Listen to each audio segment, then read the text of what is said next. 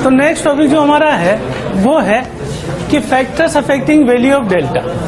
ध्यान से देखें, factors affecting value of delta. Delta का मतलब क्या था? It was crystal field splitting energy. Crystal field splitting energy, ठीक ना। अब डेल्टा हमने इंट्रोड्यूस किया है कि जैसे लिगेंड अप्रोच कर रहा है तो हमारे पास डी ऑर्बिटल के दो लेवल बने, ठीक ना। ऑक्टाइडल में या T2G था या EG था, ठीक ना। और टेट्राइडल में यहाँ पे EG था या T2G था, रिवर्स हो गया था। लेकिन ये जो गैप है एनर्जी गैप, इसको हम नाम दे रहे हैं डेल्टा का। तो हम देखते हैं factor affecting values of delta. अब इस केस में जो मैं पहला केस ले रहा हूं वो है कि स्ट्रेंथ ऑफ लिगेंड। जो सबसे इंपॉर्टेंट फैक्टर है वो है स्ट्रेंथ ऑफ लिगेंड। लिगेंड के केस में अपन ये देखते हैं कि लिगेंड अगर स्ट्रोंग हुआ, ठीक है, तो स्ट्रोंग के केस में डेल्टा क्या होगा? हाई। और अगर लिगेंड वीक है तो उस केस में डेल्टा क्या होगा? तो इस पे बेस अपन क्वेश्चन ये कर सकते हैं कि जैसे मान लो कोबाल्ट CN6 -3 को कंपैरिजन किया जाए CONO2 6 -3 और उसके बाद CONH3 6 -3। अगर मुझसे पूछा जाए कि डेल्टा कहां पे ज्यादा होगा तो उस केस में मुझे लिगेंड की स्ट्रेंथ याद रखनी पड़ेगी। तो एक ऑर्डर लिखा था मैंने, तो उस सीरीज पे बेस्ड ये क्वेश्चन हो सकता है कि अगर आपसे ऑर्डर ऑफ डेल्टा पूछ लिया जाए तो जहां स्ट्रॉन्ग लिगेंड होगा वहां पे डेल्टा क्या होगा? ज्यादा होगा, एनर्जी गैप। जैसे फॉर द एग्जांपल मैं ले लूं FeCl6 -4 या इसको कंपेयर कर दूं FeCN6 -4 से। हमसे पूछा जाए कि डेल्टा कहां पे ज्यादा होगा, तो जो स्ट्रॉन्ग लिगेंड है उस केस में स्प्लिटिंग ज्यादा होगी और डेल्टा वहां पर ही ज्यादा। तो जो पहला फैक्टर अफेक्ट कर रहा है वो कौन सा है? Strength of ligand. लेकिन डेल्टा को केवल ये फैक्टर ही अफेक्ट नहीं करता है, इसके अलावा जो दूसरा फैक्टर अफेक्ट करता है वो है charge on central atom. Charge on central atom, ठीक, ये दूसरा फैक्टर है जो अफेक्ट करने वाला है। इसमें अपन ये कहते हैं चार्ज का मतलब कौन सा ले रहे हैं? Positive charge. तो हम ये बोल रहे हैं कि if positive charge increases, positive charge increases. अब अगर मान लो किसी एटम पर मैंने पॉजिटिव चार्ज इंक्रीज करवा दिया, इसका मतलब ये होगा कि उसकी रेडियस डिक्रीज करेगी। रेडियस डिक्रीज करेगी तो इलेक्ट्रॉन डेंसिटी बढ़ जाएगी, और इलेक्ट्रॉन डेंसिटी बढ़ गई तो उस केस में इलेक्ट्रॉन ज्यादा हो गए तो जो लिगेंड लेके आएगा इलेक्ट्रॉन, इसके और उसके बीच में रिपल्शन बढ़ जाएगा। इसका मतलब अगर रिपल्शन बढ़ गया तो रिपल्शन बढ़ने की वजह से डेल्टा की वैल्यू भी क्या हो जाएगी? ज्यादा। तो हम ये बोल रहे हैं कि पॉजिटिव चार्ज बढ़ेगा तो डेल्टा की वैल्यू भी ज्यादा हो जाएगी। जैसे अगर मुझसे पूछा जाए कि FeCN6 -4 और FeCN6 -3 में कंपेयर किया जाए तो उस केस में यहां पे इसके लिए चार्ज कितना हो गया? +3। इस पे चार्ज कितना हो गया? +2। तो स्प्लिटिंग का ऑर्डर पूछा जाए डेल्टा का तो कहां ज्यादा होगा स्प्लिटिंग का ऑर्डर? इस केस में। अब आपको याद हो तो एक आध जगह एक्सेप्शन आए थे और उस एक्सेप्शन का रीजन हमने इसके बेसिस पे ही बोला था, यानी कि 90% केसेस में तो हम इससे एक्सप्लेन करते हैं डेल्टा को, और कुछ एक केस ऐसे हैं जहां इससे एक्सप्लेन करते हैं। जैसे इसका एक परफेक्ट एग्जांपल ये था कि जैसे मैंने लिया निकल F6 -2 वाला केस। अब लिगेंड यहां वीक था, ठीक है, लेकिन निकल कौन सी स्टेट में था? +4 में। तो +4 में होने की वजह से हम ये बोलते थे कि डेल्टा की वैल्यू हाई हो जाएगी, और डेल्टा हाई हो जाएगी तो D6 का कैसे पेयरिंग हो जाएगी, तो 2 2 2 0 0 भर दूंगा। 2 D खाली हो गए तो कौन सा भरते हैं अपन? D2S में। सेम ऐसा का ऐसा ही हमने एक्सप्लेन किसमें किया था? कोबाल्ट C2O4 होल 3 और यहाँ -3। तो कोबाल्ट ये भी एक्सेप्शन में काउंट हुआ था, कोबाल्ट +3 था, और ये वैसे वीक लिगेंड की तरह कंसिडर कर रहे हैं। लेकिन सिंस यहाँ भी हम ये मान रहे हैं कि ऑक्सीडेशन स्टेट हाई होने की वजह से ये डेल्टा मोर देन P लिखा था मैंने, ठीक है ना, और हमने कहा था कि पेयरिंग हो जाने के बाद ये भी कौन सा हो जाता था? D2S। तो ये दोनों एक्सेप्शन वाले केस थे, ठीक है ना। सर ये हाई है, किससे कंपेयर करेंगे? ये हाई है, ये कंपेयर करते हैं अपन P से। अकेला डेल्टा कुछ नहीं सिग्निफिकेंस रखता है, वो होगा P से। अब P मैंने बता दिया था पेयरिंग एनर्जी, ठीक ना, और वो पेयरिंग एनर्जी और डेल्टा दोनों निकालने का तरीका है फ्रीक्वेंसी, कि क्रिस्टल या जो कंपाउंड है वो जो फ्रीक्वेंसी को ले रहा है उससे म्यू पता लग जाएगा, और डेल्टा क्या होता है? Delta is equal to H mu. तो फ्रीक्वेंसी एब्जॉर्ब पता लग जाएगी तो ये डेल्टा पता लग जाएगा। इसी तरीके से पेयरिंग एनर्जी की भी वैल्यू होगी और न्यूमेरिकली उसे कैलकुलेट करके बताया जाएगा। पर अभी अपन एक क्राइटेरिया देख रहे हैं कि डेल्टा हाई होगा तो वो भी अफेक्ट कर सकता है, ठीक है ना, नोट कर लीजिए। और ये तो हमें याद करनी थे, एक्सेप्शन के केस थे। वो है type of d orbitals. D orbitals hybridization में किस तरह का डी ऑर्बिटल पार्टिसिपेट कर रहा है वो भी अफेक्ट करने वाला है। जैसे फॉर द एग्जांपल, अगर हम 3D को 4D और 5D से कंपेयर करें तो डेल्टा का ऑर्डर मैंने लिखा था कि 5D more than 4D more than 3D। और उसका कारण क्या है कि इसके न्यूक्लियस में पॉजिटिव चार्ज बहुत हाई होगा। क्यों हाई होगा? क्योंकि यहाँ पे प्रोटॉन बढ़ते जाएंगे। जैसे जैसे मैं नीचे जा रहा हूँ एटॉमिक नंबर बढ़ रहा है, तो एटॉमिक नंबर बढ़ने का मतलब प्रोटॉन्स बढ़ेंगे। तो न्यूक्लियस में बहुत सारे प्रोटॉन होंगे तो खींच कर जो है इलेक्ट्रॉन डेंसिटी को ज्यादा कर देंगे, और इलेक्ट्रॉन डेंसिटी ज्यादा होने से रिपल्शन ज्यादा होगा। अब इसका एप्लीकेशन हमने कहाँ लिया था? फॉर द एग्जाम्पल, निकल Cl4-2, पैलेडियम Cl4-2 और प्लेटिनम Cl4-2।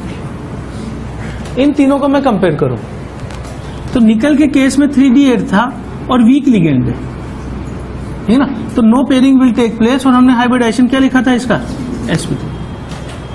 जबकि इस केस में दोनों जगह वीक लिगेंड है, लेकिन since it is 4D8 and it is 5D8 तो इनका डेल्टा हाई होगा, और जब डेल्टा हाई होगा तो ये किसको फॉलो करने लग जाएगा?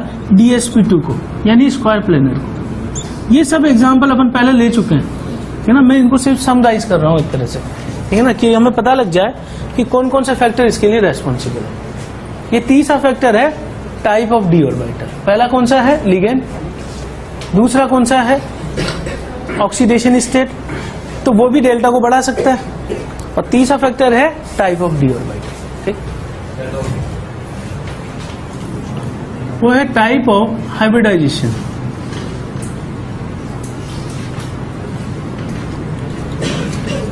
Type of hybridization also affect delta value. कैसे? कि हम एक ऑर्डर लिख चुके हैं, delta square planar more than delta octahedral more than delta tetra. तो सबसे कम स्प्लिटिंग देखें तो टेट्राइडल में होगी और सबसे ज्यादा किसमें होगी? Square planar. ये प्रैक्टिकली कितना मालूम चला है? Square planar is almost 1.3 times of delta octahedral, और octahedral is approx 4/9 delta tetrahedral is approx 4/9 times of delta octahedral. ये मैं लिखा चुका हूं। तो इसके बेसिस पे भी अपन डेल्टा का ऑर्डर लिख सकते हैं, ठीक है ना। जैसे फॉर द एग्जांपल, अगर हमसे बोला जाए निकल Cl4-2 और निकल Cl6-4, ये दोनों एग्जांपल में ले चुका हूं ऑलरेडी पहले। इसमें हाइब्रिडाइजेशन कौन सा था? sp3। इसमें हाइब्रिडाइजेशन कौन सा था? इसमें sp3d2। ये कैसे था कि निकल कौन सी स्टेट में था? +2, और D8 में पेयरिंग कराने का कोई फायदा नहीं। तो अगर मुझसे पूछ लिया जाए कि दोनों में डेल्टा कहाँ ज्यादा होगा, ठीक है, तो डेल्टा का ऑर्डर किस पे डिपेंड कर रहा है? हाइब्रिडाइजेशन पे। तो ऑक्टाइडल इज मोर देन टेट्राइडल। इसका मतलब मैं ज्यादा कहां कर दूंगा? अगर मान लीजिए एग्जांपल आ जाता है निकल Cn(4) -2 और दूसरा ले लूं मैं निकल Cn(6) -2, ठीक। तो यहां तो स्टेट जो है वो अलग हो जाएगी, -4 ले रहा हूं मैं, ठीक। तो इस केस में निकल स्टेट दोनों जगह कौन सी है? +2। अब इसमें अगर मैं देखूं तो यहां कौन सा था? DsP2। ये कौन सा केस था? 3D8। और लिगेंड कौन सा था? Strong ligand. तो DsP2 था, यानी स्क्वायर यहाँ पे स्क्वायर प्लेनर शेप। और ये वाला कौन सा होगा? निकल +2, जिसमें पेयरिंग का कोई फायदा नहीं है, 3sp3d2। अब अगर मुझसे डेल्टा का ऑर्डर पूछा जाए तो कहां पे डेल्टा ज्यादा होगा? इस केस में, ठीक। तो हमें ये चीज ध्यान रखनी है कि ऑक्टाहेड्रल जो है वो more than tetrahedral, octahedral more than tetrahedral, और square planar more than octahedral. लेकिन ये कंपैरिजन तभी किया जाएगा जब सेंट्रल एटम सेम हो और लिगेंड भी सेम हो। अगर मैं ये चीज चेंज कर दूंगा तो फिर मैं डेल्टा नहीं बता सकता, क्योंकि ये ऐसा नहीं है कि केवल दो ही फैक्टर पे डिपेंड कर रहा है। अगर मैं आयरन ले लूंगा +3 स्टेट में, तो आयरन चेंज हो गया तो इलेक्ट्रॉन डेंसिटी भी चेंज हो गई। तो जो रिपल्शन होने वाला है वो कई सारे फैक्टर पे डिपेंड करने लग जाएगा। तो ये हम तभी कंपैरिजन कर रहे हैं जब लिगेंड सेम हो और मेटल एटम भी सेम हो, ठीक। अब इसमें एक चीज अपन को ध्यान रखनी है कि जो लिगेंड की स्टेबिलिटी का रीजन है, जैसे अपन बात करें strong ligand is coming, strong ligand form stable complex, ठीक है ना। तो स्टेबल कॉम्प्लेक्स के पीछे जिम्मेदार कौन सा फैक्टर है? डेल्टा। यानी हमें कह सकते हैं कि डेल्टा अगर बढ़ेगा तो उस केस में स्टेबिलिटी भी क्या हो जाएगी? बढ़ जाएगी। यानी अगर इन्हीं कॉम्प्लेक्स की स्टेबिलिटी का ऑर्डर पूछा जाए तो हम किसका ऑर्डर निकाल लेंगे? डेल्टा का।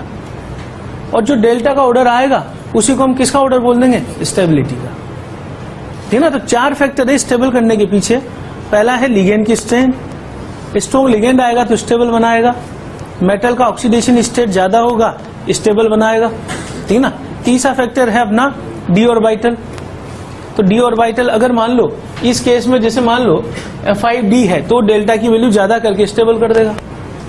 और इसी तरीके से यहाँ पे टाइप ऑफ हाइब्रिडाइजेशन जो है वो डेल्टा को चेंज कर देगा, ठीक है ना। तो स्टेबिलिटी ही पढ़ रहे हैं एक तरह से हम, ये है ना। कॉम्प्लेक्स स्टेबिलिटी हम इन 4 फैक्टर से देख सकते हैं, ठीक है। नोट कर लीजिए।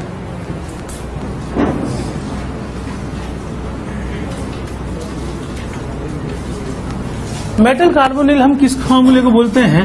कार्बोनिल किसको बोलते हैं? CO लिगेंड को। कार्बन मोनोक्साइड अगर इलेक्ट्रॉन देने का काम करे, ठीक है ना। और डोनर साइड इसमें कौन सी होती है? कार्बन वाली। तो अगर ये लिगेंड की तरह काम करता है तो हम इसका नाम न्यूट्रल लिगेंड है ये, और कार्बोनिल बोलते हैं। मेटल के साथ जुड़ा होगा तो इसको क्या बोलेंगे? मेटल कार्बोनिल, ठीक। अब मेटल कार्बोनिल जो है पहले तो ये 2 तरह के होते हैं, ठीक ना। सबसे पहले होमोलेप्टिक और दूसरा है हेट्रोलेप्टिक। होमोलेप्टिक का मतलब ये है कि ऑल लिगेंड्स आर CO। अगर सारे लिगेंड कार्बन मोनोक्साइड होंगे तो होमोलेप्टिक कैटेगरी में आता है। जैसे एग्जांपल मैं ले लूं क्रोमियम CO(6), ठीक।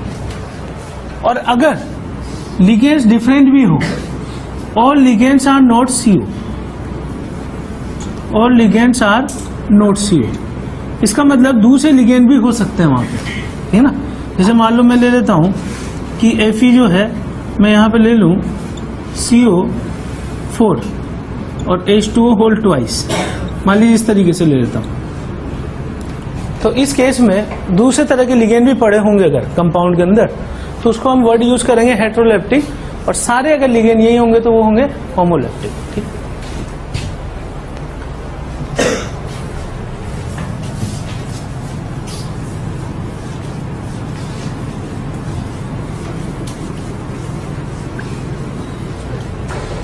Most of the metal carbonyls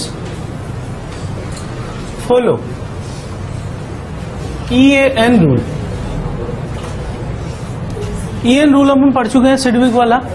और उसके अकॉर्डिंग क्या था कि ईएन रूल फॉलो कर रहा है, तो मेटल का या सेंट्रल एटम का कॉन्फ़िगरेशन कैसा होना चाहिए, नोबल गैस जैसा। यानी जो नोबल गैस का नंबर है वो याद रखेंगे, अगर वो ईएन नंबर आ जाता है तो हम कहेंगे कि इट फॉलो। तो जो सिडविक का रूल है, ईएन रूल, वो मोस्टली कार्बोनिल्स के लिए ही वैलिड है, ठीक है ना। अगर मान लो 100 में से वो 50 कंपाउंड पे लग रहा है तो उनमें से ज्यादातर कौन से हैं, कार्बोनिल्स। तो ऐसा नहीं बोलेंगे कि एक्सेप्शन नहीं होंगे, पर 99% ऐसे ही मान सकते हैं कि कार्बोनिल किसको फॉलो कर रहे हैं, ईएन रूल को। अब जो हमने लिस्ट लिखी थी लिगेंड स्ट्रेंथ की, उस लिगेंड स्ट्रेंथ में अगर आप लास्ट में देखोगे तो कार्बन मोनोऑक्साइड दिखाई देगा। सबसे ज्यादा स्ट्रॉन्ग बॉन्ड जो बना रहा है वो कार्बन मोनोऑक्साइड बना रहा है, ठीक है ना। तो CO जो है वो किसकी तरह काम कर रहा है, CO is working as a strong ligand, ठीक, स्ट्रॉन्ग लिगेंड। अब स्ट्रॉन्ग लिगेंड होने का इसका जो कारण है, it is strong due to back bonding, या हम इसको बोल सकते हैं सिनर्जिक बॉन्डिंग, सिनर्जिक बॉन्डिंग, ठीक। अब बैक बॉन्डिंग या सिनर्जिक बॉन्डिंग समझ रहे हैं क्या होती है, ठीक है ना। सबसे पहले तो पॉइंट ये है कि CO is a weak sigma donor, weak sigma donor. इसका मतलब ये है कि मेटल के सामने अगर CO लिगेंड आ गया तो लिगेंड का काम क्या है, लोन पेयर देना। तो ये अपने लोन पेयर को कहां दे देगा, मेटल के वैकेंट ऑर्बिटल में, ठीक है। और बॉन्ड कौन सा बन जाएगा, ये सिग्मा। अब साइमल्टेनियसली क्या होगा कि जैसे CO इसे इलेक्ट्रॉन देगा, ठीक है ना, after donation electron, after donation of electron to central atom. अब अपन ये इमेजिन करें कि इसके इलेक्ट्रॉन इसके साथ शेयर हो गए, या अपन थोड़ी देर के लिए मान ले कोऑर्डिनेट बॉन्ड का मतलब क्या है, शेयरिंग ऑफ इलेक्ट्रॉन। मैं ये नहीं कह सकता कि ये दोनों इलेक्ट्रॉन पूरी तरीके से इसको दे दिए और ये हट गया। ऐसा हुआ कि दोनों के बीच में जो बॉन्ड बना है वो 2 इलेक्ट्रॉन की वजह से बना है, और दोनों इलेक्ट्रॉन कौन लेके आ रहा है, लिगेंड। तो हक दोनों का ही होगा। कोवलेंट बॉन्ड में हम क्या बोलते हैं, electrons are shared between 2 atoms. तो ऐसा हुआ कि इलेक्ट्रॉन जो है दोनों के बीच में शेयर हो गए। थोड़ी देर के लिए मैं मान सकता हूं कि मेटल के पास इलेक्ट्रॉन पहुंच गए। इलेक्ट्रॉन पहुंचेंगे तो पहले से कुछ इलेक्ट्रॉन इसके पास थे, ठीक है ना। मान लो 50 इलेक्ट्रॉन थे, 2 और आ गए, 52 इलेक्ट्रॉन हो गए। तो इस वजह से क्या होगा, after donation of electron to central atom, electron density on central atom increases, on central atom increases. मतलब अपन ने क्या बोला है कि इलेक्ट्रॉन आने के बाद इसमें इलेक्ट्रॉन डेंसिटी बढ़ गई। अब जैसे इलेक्ट्रॉन डेंसिटी बढ़ेगी so stability decreases, stability decreases. भाई अगर इलेक्ट्रॉन डेंसिटी ज्यादा होगी किसी एटम पर तो ज्यादा रिएक्टिव बन जाएगा, है ना। अगर स्पीसीज में कोई भी देखूं, नॉर्मल स्पीसीज, एक इलेक्ट्रॉन लगा दिया Cl-, ठीक है, तो चार्ज आने की वजह से ज्यादा रिएक्टिव हो जाएगा। तो हम ये बोलेंगे कि स्टेबिलिटी क्या हो जाएगी, डिक्रीज हो जाएगी। अब स्टेबिलिटी डिक्रीज होगी तो टू इंक्रीज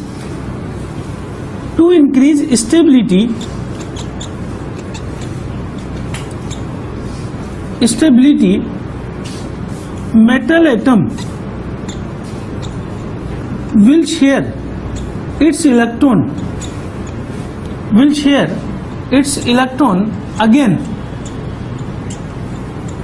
with ligand,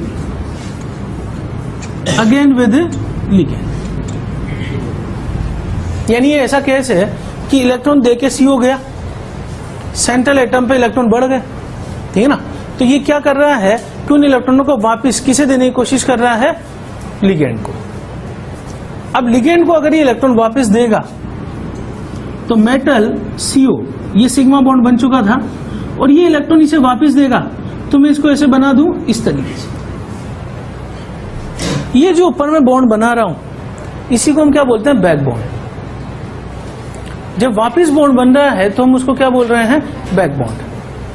ये बैक बॉन्डिंग आती है केमिकल बॉन्डिंग में, BF3 जब मॉलिक्यूल अपन एक्सप्लेन करते हैं तो हम ये बोलते हैं कि बोरोन और फ्लोरीन के बीच में बॉन्डिंग हो गई, ठीक है ना। वहां से अब थोड़ा सा एक आइडिया लेते हैं कि BF3 में क्या होता है। जैसे फ्लोरीन है, ये फ्लोरीन है, ये फ्लोरीन। बोरोन के पास 6 इलेक्ट्रॉन है, ठीक है ना, और फ्लोरीन के पास 3 लोन पेयर पड़े हुए। तो इस पे इलेक्ट्रॉन डेफिशिएंसी है, तो ये क्या करता है, अपने इन इलेक्ट्रॉनों को इसको देना चालू कर देता है, और इसी को हम क्या बोलते थे, बैकबोन। अब ऐसा नहीं कि पूरी तरीके से दे दिया, शेयर तो दोनों के बीच में, लेकिन इससे कोई मतलब इससे फर्क क्या पड़ा, फर्क ये पड़ा कि पार्शियल डबल बॉन्ड कैरेक्टर आ गया। पहले बॉन्ड कौन सा था, सिग्मा। अब पार्शियल डबल बॉन्ड बनेगा तो नंबर ऑफ बॉन्ड्स अगर बढ़ेंगे तो स्ट्रेंथ बढ़ जाएगी। तो BF3 में BF बॉन्ड की स्ट्रेंथ, ये क्यों सोच रहे हैं अपन कि BF की जो थ्योरेटिकल बॉन्ड लेंथ है, BF की थ्योरेटिकल बॉन्ड लेंथ अगर x है तो ऑब्जर्व उससे कम आती है। अब ऑब्जर्व अगर उससे कम आ रही है तो उसको एक्सप्लेन करने के लिए हम बैक बॉन्ड का कंसेप्ट इंट्रोड्यूस किए हुए हैं। हमें मान रहे हैं कि थोड़ी देर के लिए ये इलेक्ट्रॉन यहां शेयर होंगे तो पार्शियल डबल बॉन्ड कैरेक्टर आएगा, स्ट्रेंथ बढ़ जाएगी, और स्ट्रेंथ बढ़ेगी तो स्ट्रेंथ बढ़ने से बॉन्ड लेंथ क्या हो जाती है, कम हो जाती है। अगर बॉन्ड लंबा होगा तो वीक होगा, और छोटा होगा तो स्ट्रॉन्ग होगा। तो सेम चीज हम यहां पे अप्लाई कर रहे हैं कि अगर इलेक्ट्रॉन यहां पे शेयर हो गए थोड़ी देर के लिए, तो पहले ये प्योर सिग्मा बॉन्ड था, सिंगल बॉन्ड। ऐसा हो जाने की वजह से ये पार्शियल डबल बॉन्ड जैसा बन गया। अब पार्शियल डबल बॉन्ड बनते ही इसकी स्ट्रेंथ बढ़ जाएगी। अब स्ट्रेंथ बढ़ गई तो इस वजह से क्या होगा कि ये लिगेंड इससे मजबूती से जुड़ा हुआ है, इसलिए हम इसको सबसे स्ट्रॉन्ग लिगेंड की कैटेगरी में रखते हैं। क्योंकि बाकी लिगेंड तो केवल सिग्मा बॉन्ड ही बना रहे हैं, सिंगल, लेकिन ये ऐसा लिगेंड है जो बैक बॉन्डिंग के थ्रू पार्शियल डबल बॉन्ड से जुड़ा हुआ है। परमानेंट बॉन्ड नहीं बना रहे इसको, अपन इसको थोड़ी देर के लिए मान रहे। यानी ऐसा समझो कि इससे इलेक्ट्रॉन इसके खाली ऑर्बिटल में पहुंचे, और ये अपने इलेक्ट्रॉन जब बढ़ गए तो इन इलेक्ट्रॉनों को वापस इसे दे रहा है इसके खाली ऑर्बिटल में। तो इसके पास खाली ऑर्बिटल होनी चाहिए, वैकेंट ऑर्बिटल हो ही सकते हो, है ना।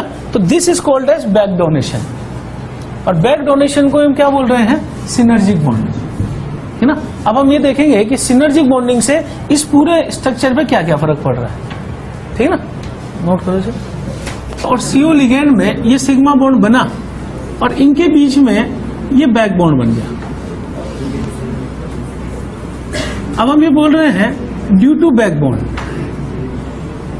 Due to back bonding what will happen. सबसे पहला पॉइंट, अगर बैक बॉन्ड नहीं बनता तो ये प्योरली सिग्मा होता, है ना।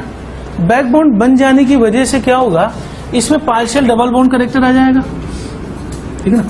Partial double bond character is introduce, partial double bond character is introduce.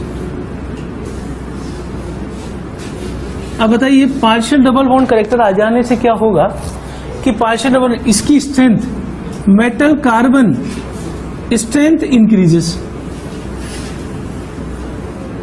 अगर स्ट्रेंथ बढ़ जाएगी मेटल कार्बन की तो इसका मतलब ये होगा कि metal carbon bond length decreases, bond length decreases.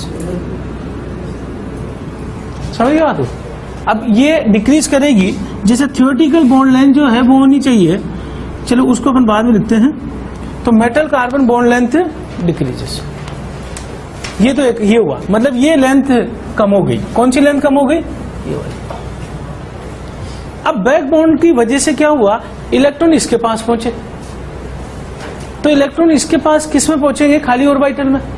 अब CO जो है according to MOT, according to MOT, MOT यानी मॉलिक्यूलर ऑर्बिटल थ्योरी, जो कि केमिकल बॉन्डिंग का सबसे इंपॉर्टेंट कंसेप्ट है, वहां पे आता है ये चीज। तो मॉलिक्यूलर ऑर्बिटल थ्योरी में बोला जाता है कि इसके जो वैकेंट ऑर्बिटल्स हैं, वैकेंट ऑर्बिटल जो है वो है orbital are anti bonding orbital, anti bonding pi star orbital, ठीक, anti bonding pi star orbital, ये रख कर दूंगा। अब ये ऑर्बिटल से इलेक्ट्रॉन पहुंचते हैं, वो वैकेंट ऑर्बिटल में पहुंचते हैं सीओ के, और सीओ के जो वैकेंट ऑर्बिटल वो एंटी बॉन्डिंग में। और एमओटी में ये पॉइंट आता है कि if electron in anti bonding orbital increases, in anti bonding orbital increases stability decreases। अब वहीं पर एक चीज और आती है, एक फार्मूला आता है बॉन्ड ऑर्डर। तो bond order is equal to 1/2 NB minus NA। NB का मतलब है बॉन्डिंग ऑर्बिटल, बॉन्डिंग MO, और इसका मतलब होता है anti bonding MO, anti bonding MO। तो हमें बोल रहे हैं कि इलेक्ट्रॉन जो है वो क्या करता है, अगर इलेक्ट्रॉन एंटी बॉन्डिंग में आ रहा है तो इसका मतलब Na का वैल्यू बढ़ेगा, और Na बढ़ेगा तो बॉन्ड ऑर्डर जो है वो कम हो जाएगा, और बॉन्ड ऑर्डर अगर कम होगा, ये बढ़ेगा तो ये घटेगा। बॉन्ड ऑर्डर नॉर्मली रिप्रेजेंट करता है नंबर ऑफ बॉन्ड्स को। अगर नंबर ऑफ बॉन्ड्स कम हो जाएंगे तो इसका मतलब बॉन्ड की स्ट्रेंथ कम हो जाएगी, और बॉन्ड की स्ट्रेंथ कम हो जाएगी तो बॉन्ड लेंथ क्या हो जाएगी, बढ़ जाएगी। उल्टा होता है, अगर स्ट्रेंथ ज्यादा होगी तो लेंथ कम होगी, ठीक है ना, और अगर लेंथ बढ़ा दी तो स्ट्रेंथ कम हो जाएगी। अब मैं इसको समराइज कर रहा हूं कि जो बैक बॉन्डिंग हो रही है, CO लिगेंड है अपने पास इस तरीके से, ठीक, ये वाला लिगेंड, इसके जो 2 इलेक्ट्रॉन थे वो दिए इसने इसको, इसमें इलेक्ट्रॉन पहुंचने के बाद ये वापस बैक डोनेशन कर रहा है, और इसने ये बैक बॉन्ड बना दिया है इसके बीच में, और ये इलेक्ट्रॉन ये वापस इसके कार्बन CO लिगेंड के पास कहां पहुंचा रहा है, एंटी बॉन्डिंग में, और एंटी बॉन्डिंग में पहुंचाने से बॉन्ड ऑर्डर घटा, स्ट्रेंथ घटी और लेंथ बढ़ गई। तो आपको याद रखना है कि ये वाला जो बॉन्ड है, इस बॉन्ड की स्ट्रेंथ तो बढ़ जाती है, ठीक, और CO जो बॉन्ड है, इस CO की बॉन्ड स्ट्रेंथ क्या हो जाएगी, कम हो जाएगी, रिवर्स। ये यहां से आया रीजन, है ना, तो ये याद कर सकते हैं आराम से। ये बॉन्ड तो मजबूत हो जाएगा, ये वीक हो जाएगा बगल वाला, और इससे इसकी बॉन्ड लेंथ कम हो जाएगी, और इसकी बॉन्ड स्ट्रेंथ, बॉन्ड लेंथ इसकी बढ़ जाएगी। ये बॉन्ड स्लाइटली बढ़ा हो 28 और 1.150, इट स्लाइटली इंक्रीजेस। तो अपन क्या चीज देख रहे हैं यहाँ पे कि जो बॉन्ड लेंथ है वो थोड़ी सी ज्यादा आती है ना। डेटा इसलिए लिखा रहा हूं क्योंकि जेई एक बार डेटा पूछ चुका है ना, जेई ने सीधा ही पूछा था कि CO की बॉन्ड लेंथ क्या होगी, ठीक है ना, तो वो एक्चुअली फैक्चुअल क्वेश्चन था। जैसे अगर मैं बॉन्ड लेंथ कार्बन कार्बन की पूछ लूं या डबल बॉन्ड की पूछ लूं, तो कई बार क्वेश्चन फैक्चुअल भी आ जाते हैं जेई में। जैसे जेई एक बार कार्बन डबल बॉन्ड कार्बन की बॉन्ड एनर्जी पूछ चुका है, ठीक है ना, तो ऐसे क्वेश्चन आ जाएंगे तब तो हम कुछ नहीं कर सकते, क्योंकि बॉन्ड एनर्जी अपन सभी बॉन्ड्स की याद नहीं कर सकते कि दुनिया में जितने भी बॉन्ड है, CO बॉन्ड है, CN बॉन्ड है, NN बॉन्ड है, उनमें से भी डबल बॉन्ड ट्रिपल बॉन्ड है, तो सबकी एनर्जी याद नहीं कर सकते। तो एक डेटा बेस्ड क्वेश्चन जेई यहां से पूछ चुका है, ठीक है ना, कि मतलब यहां बॉन्ड लेंथ CO की थ्योरेटिकल अगर इतनी है तो ऑब्जर्व क्या होगी, ऐसा क्वेश्चन था। तो ऑब्जर्व उससे स्लाइटली क्या होगी, ज्यादा होगी। अब मान लो मैं एक क्वेश्चन ऐसा बना दूं कि observe bond length of CO carbon monoxide is this, और इसमें बोले कि due to back bonding it will be, या मैं कंपाउंड बोल दूं MCO4 में क्या होगी, तो उस केस में अपन ये सोच सकते हैं कि ज्यादा होगी। मैं 3 ऑप्शन अगर कम वाले दे दूं, ठीक, तो चौथा ऑप्शन अगर ये दे दूं तो ज्यादा वाला जो कंसेप्चुअली करेक्ट होगा। लेकिन अगर मान लो 2 ऑप्शन ज्यादा वाले दे दिए तो फिर तो अपन को ये वैल्यू याद होनी चाहिए। तो ये जेई ऑलरेडी पूछ चुका है। इसमें एक पॉइंट और आता है कि अगर मेटल पे इलेक्ट्रॉन डेंसिटी ज्यादा है, if metal contents negative charge,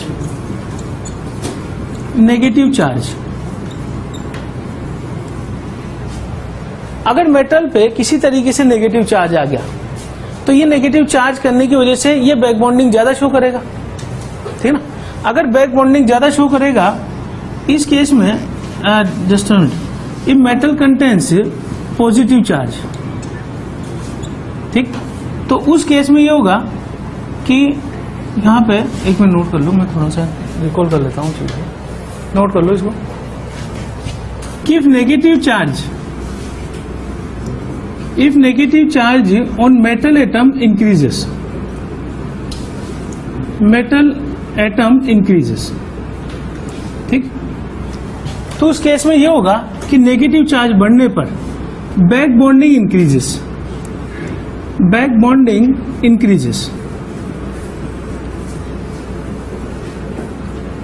अगर बैक बॉन्डिंग बढ़ जाएगी तो उस वजह से क्या होगा कि अब बैक बॉन्डिंग को अपन रिलेट कर रहे हैं कि अगर बैक बॉन्डिंग बढ़ती है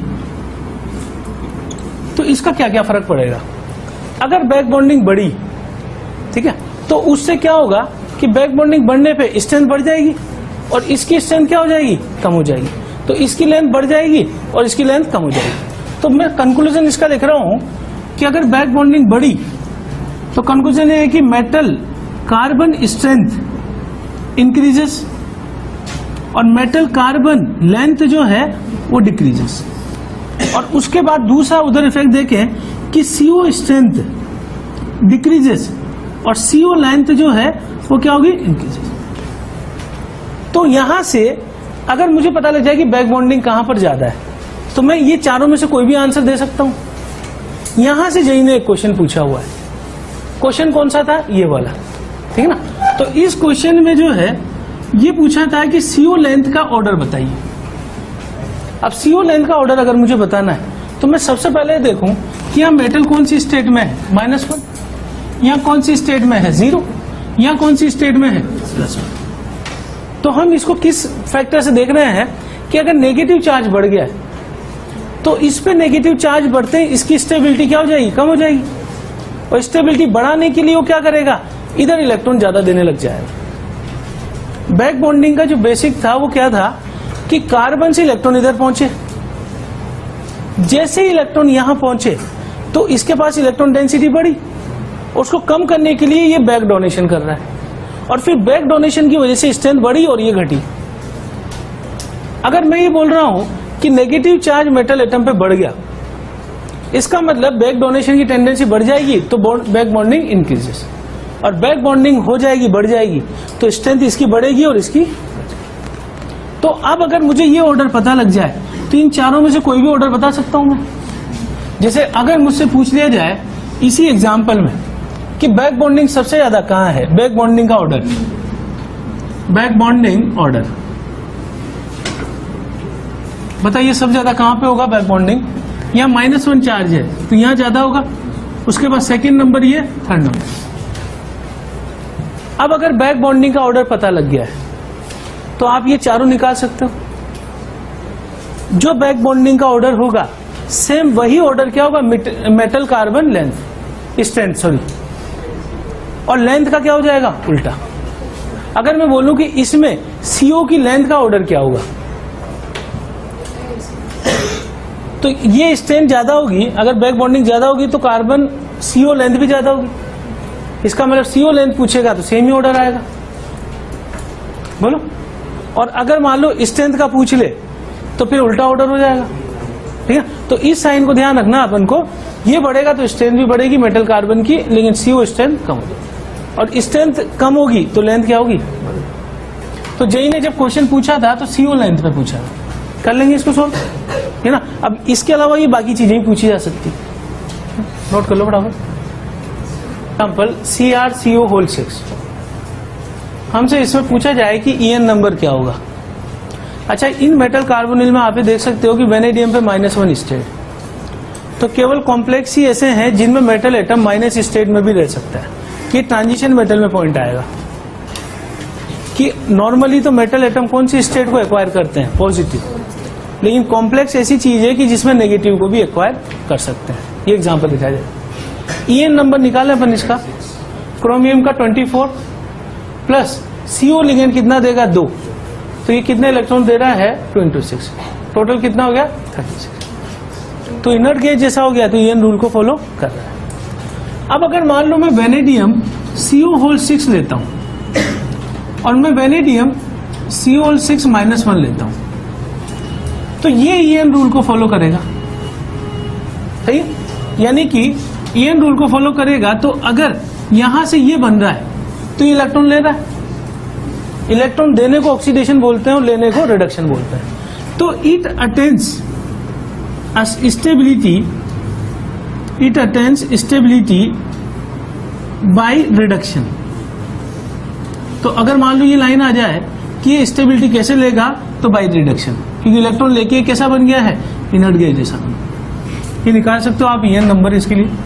अगर मान लो MnCO6 आ गया, तो ये कौन सा बन रहा है, MnCO6 प्लस।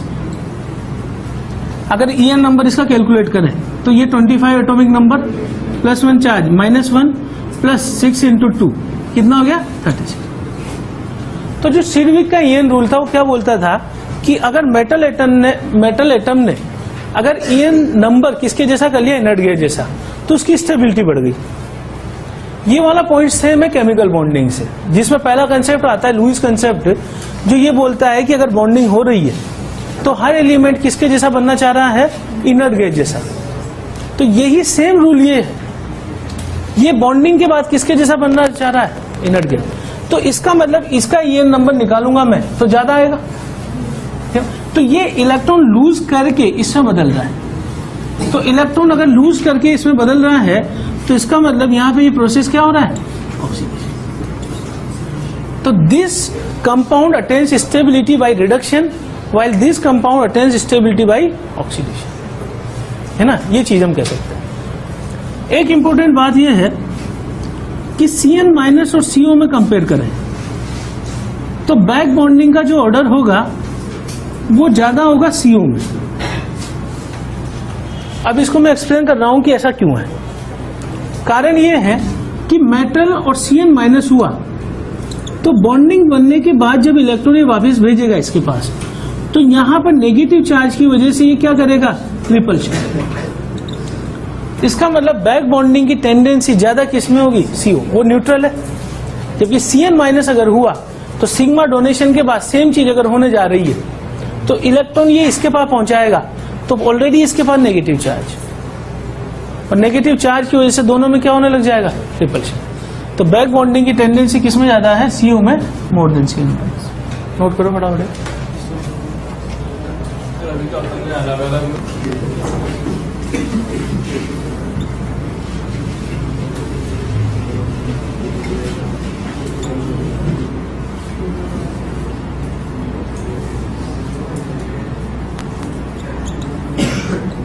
हमसे पूछा जा रहा है कि x कितना होगा, ठीक है। तो x निकालने के लिए हमें मानेंगे कि all this compound it will follow EN rule, EN rule, ठीक। EN रूल को फॉलो करेगा तो दोनों कंपाउंड का कन्फिगरेशन कैसा हो जाना चाहिए, इनर्ट गैस जैसा, ठीक है ना। यहां पे एक अलग चीज आती है, वो ये है कि metal atom forms delta bond,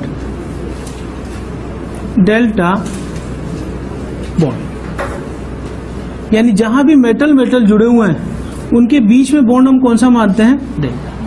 और डेल्टा का मतलब ये है कि 2 इलेक्ट्रॉन मुझे एक्स्ट्रा काउंट करने, तो वो कैसे काउंट करेंगे हम,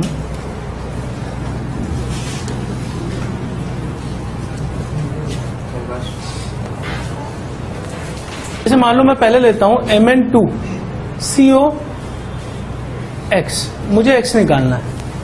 अगर दोनों Mn-EN रूल को फॉलो करें तो टोटल कितना हो जाएगा इसका, 36 प्लस 36 इज इक्वल टू, यहां पे Mn का एटॉमिक नंबर कितना होता है, 25। ऑक्सीडेशन स्टेट क्या है, 0। तो 2 एटम है तो 25 × 2 प्लस लिगेंड कितने इलेक्ट्रॉन देंगे, 2, तो 2 × X प्लस हम यहां पे 2 मेटल एटम के केस में डेल्टा बॉन्ड को ऐड करेंगे, डेल्टा बॉन्ड यानी कि 2 इलेक्ट्रॉन। तो बताइए X की वैल्यू क्या आती है इस केस में, X कैलकुलेट करके बताओ।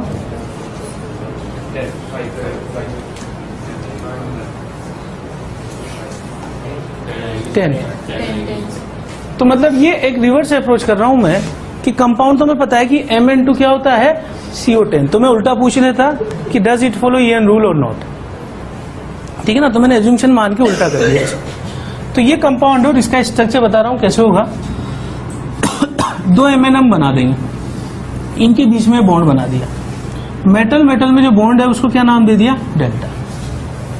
अब ये डेल्टा नाम देने के बाद CO लिगेंड कितने हैं, 5। तो मैं 5 लिगेंड जोड़ दूं यहाँ CO, इसके बाद ये यहाँ पे CO और इसके बाद ये CO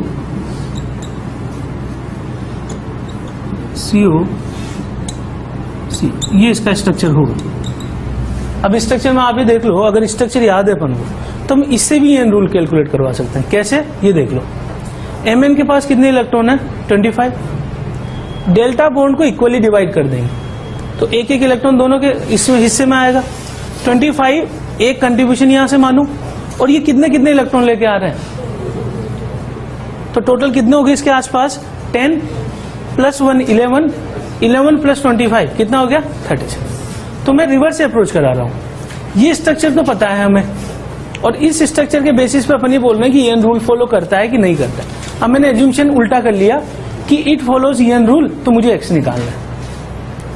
तो आपसे यहां से 2 क्वेश्चन पूछे जा सकते हैं, या तो इसका स्ट्रक्चर पूछ ले या फिर हमसे पूछ ले कि x की वैल्यू क्या होगी।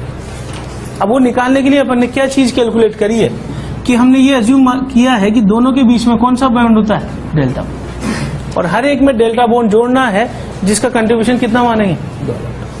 ठीक है, तो अब आप कैलकुलेट कर लो बाकी 2 में कि x की वैल्यू क्या आएगी।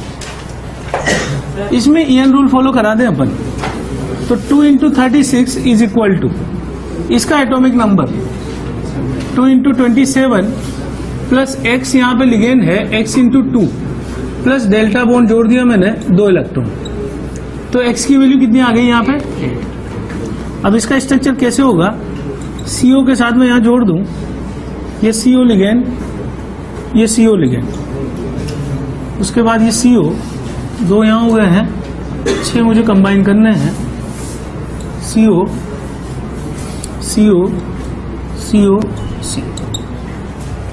अब इस स्ट्रक्चर में आप देख लो कि अगर मुझे EN रूल फॉलो कराना है स्ट्रक्चर में, तो 1 इलेक्ट्रॉन इसका काउंट करेंगे, ये लिगेंड दोनों के बीच में, इसका मतलब इसका कंट्रीब्यूशन दोनों में 1-1 इलेक्ट्रॉन का होगा। ये दिखाने के लिए अपन ने ऐसा बोला है, वास्तव में 2 इलेक्ट्रॉन नहीं है। तो जो अपन ने एक जगह देखा था ना ब्रीजिंग लिगेंड, तो ब्रीजिंग लिगेंड अगर 2 मेटल एटम से जुड़ा हुआ है और 2 इलेक्ट्रॉन लेके आ रहा है, मोनोडेंटेड है, तो वो 1-1 इलेक्ट्रॉन दोनों को देगा। तो स्ट्रक्चर से अगर अपन देखना चाहें तो इसको मैं अगर ब्रेक कर दूं, इसको मैं ब्रेक कर दूं, तो ये 1 इलेक्ट्रॉन यहाँ पे होगा कंट्रीब्यूशन, 1 यहाँ पर, 1 यहाँ पर, 2 2 2, काउंट करें 27 + 3 ये कितना हो गया, 30, 30 + 6 कितना हो गया, 36। तो अपन उल्टा देख रहे हैं कि EN रूल फॉलो कर रहा है कि नहीं कर रहा है। तो स्ट्रक्चर लेकिन इसका इसी तरीके से होगा, ठीक है ना। ये ब्रीजिंग लिगेंड की तरह काम करने वाला है। हाँ मतलब 2 बॉन्ड बन रहे हैं CO पे, हाँ, दोनों कार्बन से बन रहे हैं। Fe2COX, इसमें भी अपन उसी तरीके से करें, EN रूल को फॉलो कर रहा हूं। 2 × 36, 2 × इसका atomic number 26 plus x × CO, x × 2 plus delta bond, यानी कि 2 इलेक्ट्रॉन। काउंट करेंगे तो x इज इक्वल टू कितना आ जाएगा, 9। ठीक है, तो Fe के केस में जैसे यहाँ Fe मैंने बना दिया, और यहाँ पर जो है जैसे CO, उसके बाद जो है यहाँ पे जो है CO, और एक बीच में इसके बॉन्ड CO, 4 5 6, काउंट कर लो कंफर्म करने के लिए, 6 और 26, ये कितना हो जाएगा, 6 + 26 से 32, 32 + 1 2 3 4 36। ठीक है ना। तो स्ट्रक्चर आपको ध्यान रखना है इस तरह, ठीक है। तो 2 अगर मेटल एटम है तो उस केस में स्ट्रक्चर हम तीनों याद रखने हैं, और तीनों के केस में अपन को याद रखना है कि metal carbonates normally follow EN rule. तो ये रूल फॉलो करवाते हुए स्ट्रक्चर इसका इमेजिन किया गया है। नहीं रोकना है।